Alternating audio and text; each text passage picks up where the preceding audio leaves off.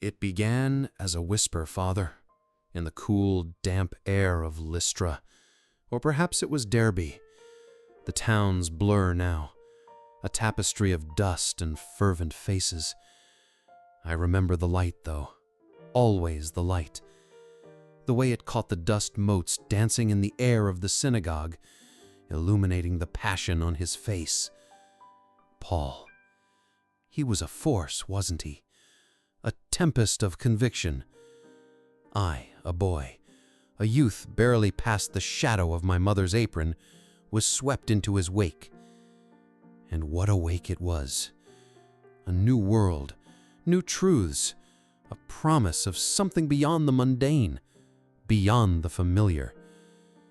I was chosen, he said, set apart, a vessel.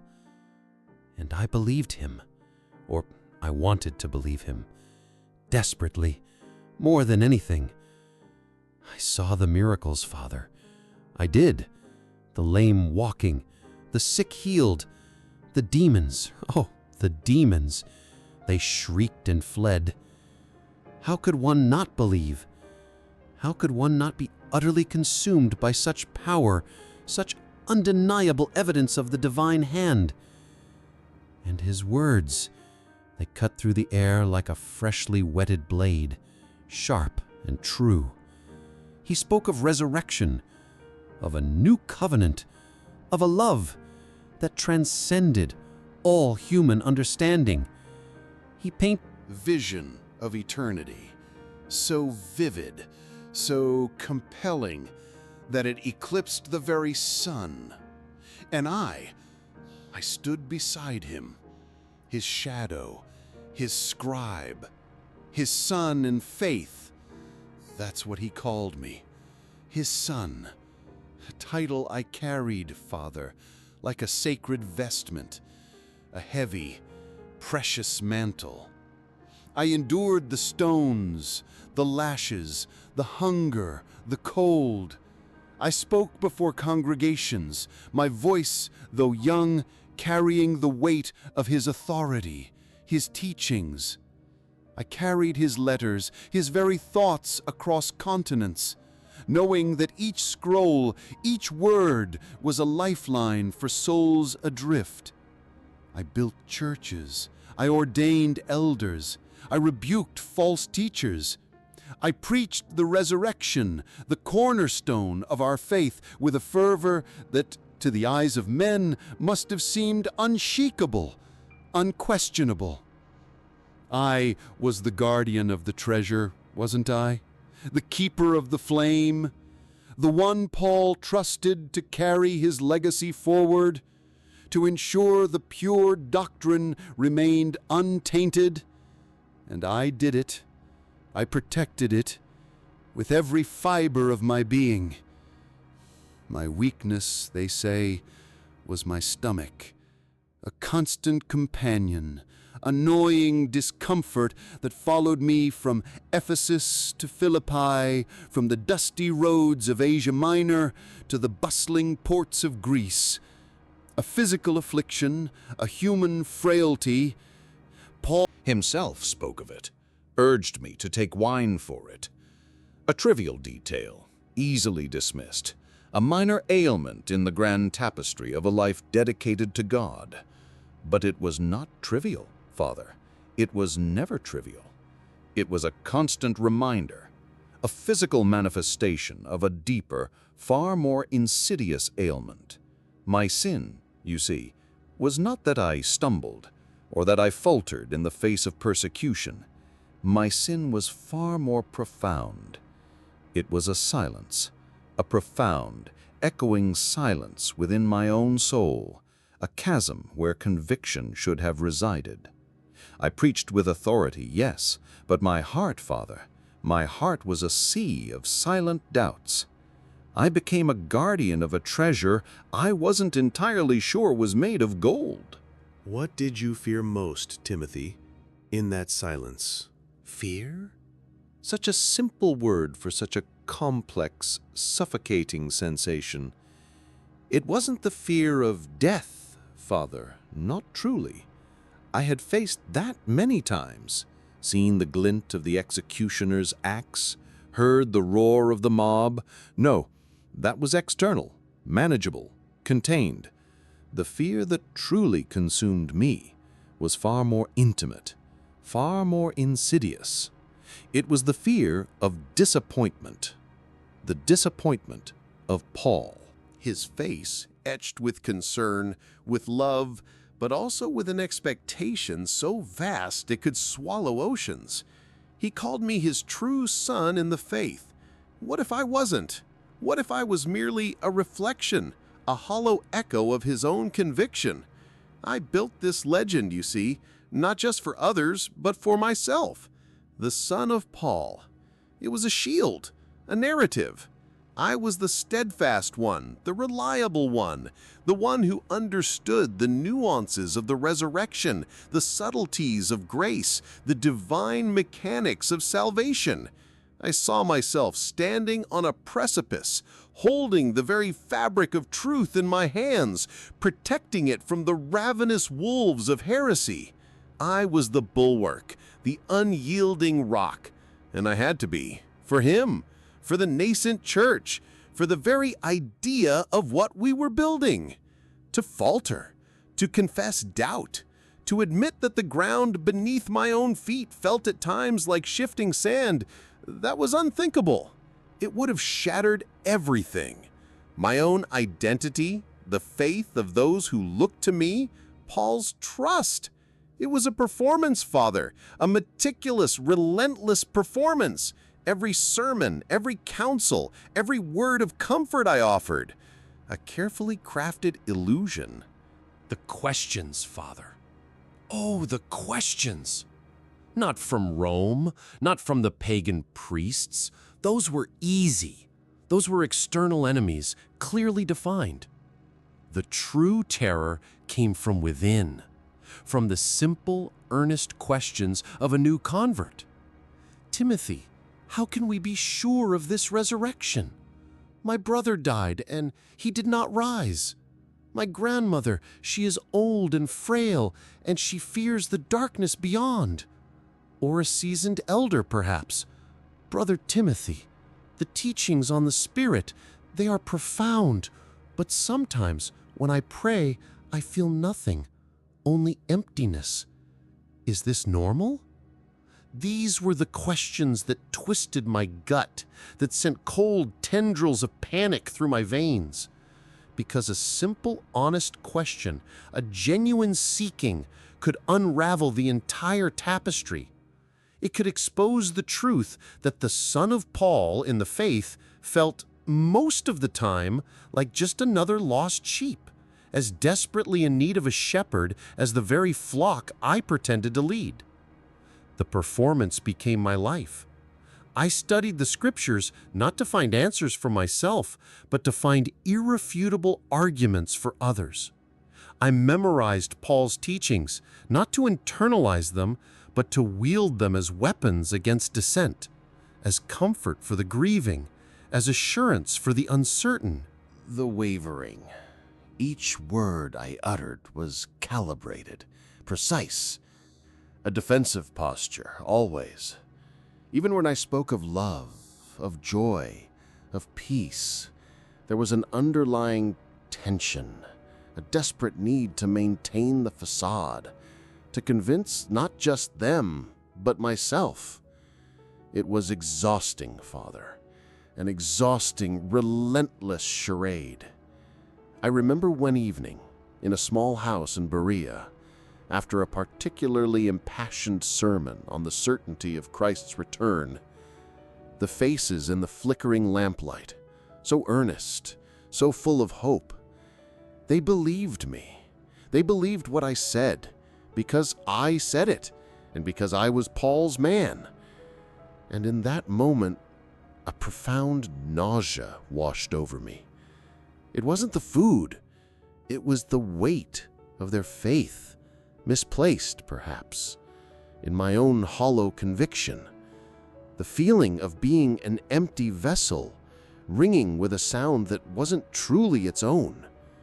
I would preach, and my stomach would clench, a knot tightening with each declaration of absolute truth. I would counsel, and a burning sensation would rise in my throat, the acid of unspoken doubt. I would lay hands on the sick, praying for healing, and my hands would tremor, not from divine power, but from the raw anxiety that the miracle might not happen, that my own lack of true, unblemished faith would somehow invalidate the prayer, expose the fraud. It was a constant, internal war, a battle fought with every breath, every word.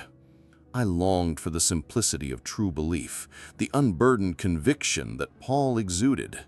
I envied the raw, untempered faith of the simplest convert, the child who believed without question, without needing an elaborate theological framework to prop up their hope. They had something I lacked, something I desperately craved. And the deeper I dove into the mechanics of theology, the more I preached its certainties, the wider the chasm within me seemed to grow. The emptiness you felt, when did it begin? The emptiness. Yes, it's not a sudden void, Father. It's more like erosion, a slow, relentless wearing away. Like a river carving a canyon, imperceptibly at first, then deeper, wider, until what was once solid ground is merely a dizzying drop. I suppose it truly began not in a moment of grand revelation or dramatic doubt, but in the quiet, mundane moments. The moments when Paul was not there, when I was alone, truly alone, with the Scriptures, with the weight of leadership, with the expectant gaze of a fledgling congregation. For it was in those silences that the questions, once easily dismissed as temptations, began to fester. I remember a specific morning in Ephesus. The air was thick with the smell of incense and unwashed bodies from the marketplace, the clamor of the artisans, the shouts of the vendors, all a dull roar outside the small rented house where we met. I was preparing to teach on the resurrection. Paul had left for Macedonia, entrusting me with the care of the churches here. The responsibility felt like a physical weight on my shoulders. I sat at a rough wooden table, the scroll open before me, the passage from 1 Corinthians where Paul so passionately defends the resurrection, detailing the witnesses, the implications, the very futility of our faith without it. I read the words, spoke them aloud, trying to make them resonate. And then a thought, so quiet it was almost imperceptible, slipped into my mind. A tiny crack in the edifice. What if it isn't true? It wasn't a defiance, Father, not a rebellion. It was a cold, clinical question, a logical possibility. My intellect, which Paul had so praised, which he had so painstakingly honed, was turning its gaze upon the very foundation of our belief. I tried to dismiss it. Idiot. I prayed, I fasted, I rebuked the thought as a demonic intrusion, but it lingered like a persistent echo. If Christ did not rise, then we are of all men most miserable. Paul's own words. And for the first time, those words didn't fill me with defiant conviction, they filled me with a chilling dread. Because if it wasn't true, then everything I had sacrificed, everything Paul had suffered, every life that had been transformed, every hope that had been kindled, it was all built on sand. A magnificent, beautiful, utterly devastating lie. And then the stomach pangs started. Not the minor discomforts Paul mentioned, but a sharp, twisting pain, as if something inside me was trying to tear itself free. It became my constant companion from that day forward, a physical manifestation of that internal rupture. I would preach, yes, with all the fire and conviction I could muster, but while my lips spoke of glorious resurrection, my gut churned with the question, what if? I remember a particular argument I had with a group of philosophers in Athens. They were sharp, Father, incisive. They dissected every premise, every logical leap. They spoke of the impermanence of the body, the fleeting nature of existence. They mocked the idea of a physical resurrection, a body made anew. And I argued with all the theological precision Paul had taught me. I cited prophecies, eyewitness accounts, the transformative power of the Spirit. I won the argument, Father, or at least they ceased to argue, their faces a mix of polite dismissal and intellectual exhaustion.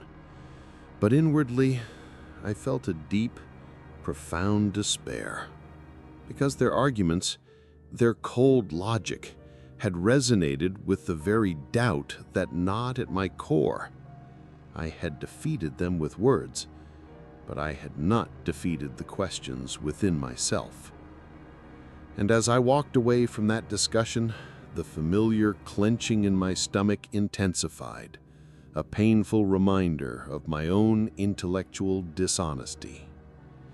The myth of the Son of Paul grew with each successful debate, each new church planted, each letter delivered.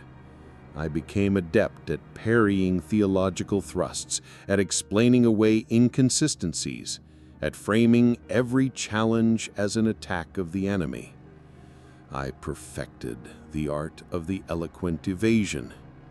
When asked about the precise nature of the resurrected body, I would speak of heavenly forms, of spiritual bodies, of mysteries beyond human comprehension, using Paul's own words as a shield.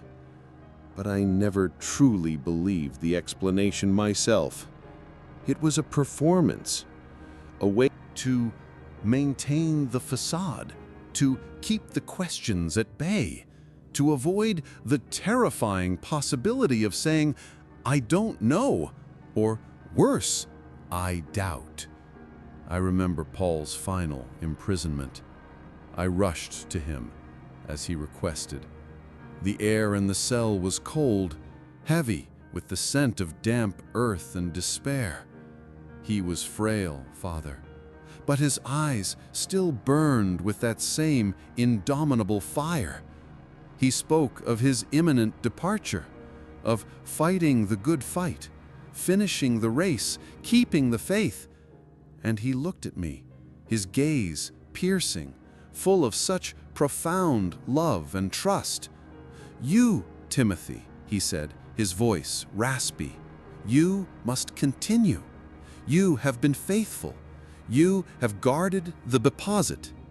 And in that moment, Father, my stomach seized, a spasm so intense it almost brought me to my knees. The words "guarded the deposit" echoed in my ears. I had guarded it, yes, but the deposit itself, for me, was not solid gold. It was a fragile, shimmering illusion, held together by sheer will and the desperate fear of disappointing the man who saw me as his spiritual heir. His last letter to me, so full of encouragement, of warnings, of exhortations to remain steadfast, guard the good deposit entrusted to you. Preach the word, be ready in season and out of season, reprove, rebuke, and exhort with complete patience and teaching. And the constant reminders about my stomach. No longer drink only water, but use a little wine for the sake of your stomach and your frequent ailments. He thought it was a physical weakness, a mere bodily affliction. He never knew, Father. He never knew it was the physical manifestation of my corrosive anxiety, my spiritual hypocrisy, the constant churning, the acid burn, the gnawing emptiness. It was the sound of my own soul screaming in protest against the lie I lived. It was the constant physical echo of my dissimulation. I recall a young man in Concentria, barely a teenager, who had lost his entire family to a plague. He came to me, his eyes wide with a pain that was almost unbearable to witness. "Timothy," he whispered, "they said my family is with Christ, that they will rise again. Is it true? Will I truly see them?" And I looked into his eyes, and I saw his desperate need for certainty. I saw the fragile hope clinging to his spirit, and I spoke the words, the comforting, authoritative words that Paul had taught me. I painted the Picture of reunion, of eternal life, of a new heaven and a new earth. I spoke with conviction, with warmth, with every ounce of theatrical skill I had honed over the years. And as I spoke, the familiar acid rose in my throat, burning. The lie tasted bitter. But I could not, would not shatter his hope. Not then, not ever. It was a noble lie, I told myself, a necessary compassion. But it was a lie, nonetheless. The constant travel, the harsh conditions, the persecutions, they were easy compared to the internal torment. A beating leaves bruises that fade. A stoning leaves scars that eventually heal. But the internal doubt, the gnawing question, the fear of exposure, that was a wound that never closed. It festered, quietly, relentlessly, beneath the surface of my public persona. I was the rock, the pillar, the faithful one. And every day, I felt myself crumbling from within. The weight of the expectation, the burden of being Paul's son, it was crushing. It was a gilded cage, Father, a beautiful, suffocating prison of my own making. I remember once, during a famine in Corinth, the people were starving. And I preached on the bread of life, on the spiritual sustenance transcends earthly hunger. I spoke of faith, of reliance on God's provision. And as I spoke, my own stomach growled, not from hunger, but from the churning anxiety of the disconnect. Here they were, famished, looking for solace, for hope, for a sign. And I offered them spiritual metaphors while my own soul was famished for a truth I could truly embrace, without reservation, without the constant internal battle. It was a bitter irony. I was a physician of souls, prescribing remedies I hadn't fully ingested myself. The dreams, too, became a torment. I would dream of Paul, standing before me, his eyes filled with that gentle yet piercing gaze. He would not speak, not condemn. He would simply look. And in that look, I would feel the full weight of my dissimulation, the profound betrayal of his trust, his legacy. I would wake in a cold sweat, my stomach a tight knot, the taste of bile in my mouth. It was a self-inflicted judgment, a constant internal tribunal where I was both the accused and the accuser, and the verdict was always the same: guilty. Guilty of not truly believing the words I so eloquently preached. Guilty of protecting a fragile peace at the cost of my own conscience. Soul's integrity. I sought solitude often, not for prayer, not for deeper communion, but for respite, to shed the mask, if only for a few moments, to allow the questions to surface, to breathe before I had to shove them back down, to reconstruct the facade. I would walk the desolate paths outside the cities or sit by the sea, watching the endless waves. And I would whisper to myself, is it true? Is any of it truly true? And the silence would be my only answer, a vast, echoing silence that mirrored the emptiness within. And the stomach, Father, the stomach would ache, a dull, constant throb, a faithful companion to my unfaithful heart. It was a physical tether to my spiritual torment, a constant, undeniable reminder of the lie. Did Paul ever ask you to lie? No, never. He was a man of absolute truth, Father, unyielding. He would have recoiled from any suggestion of falsehood, any pretense. His integrity was his bedrock, and that, perhaps, was the most painful part of all. My dissimulation was not his doing, it was mine. A choice. A gradual, almost imperceptible slide into a life of carefully constructed appearances. He asked for unwavering faith, for courage, Steadfastness, and I gave him a performance. A convincing one, I believe. One that fooled not only him, but for a long time, even myself. The irony, Father, is that the very strength he saw in me, my intellect, my dedication, my ability to articulate complex doctrines, became the tools of my self-deception. I used logic to build impenetrable walls around my doubts. I used theological precision to justify my evasions. I used my dedication to the cause to excuse my lack of personal, unshakable conviction. I convinced myself it was for the greater good, that my personal struggles were insignificant compared to the monumental task of establishing the church, of spreading the message, that the faith of the many outweighed the doubt of the one, my own doubt.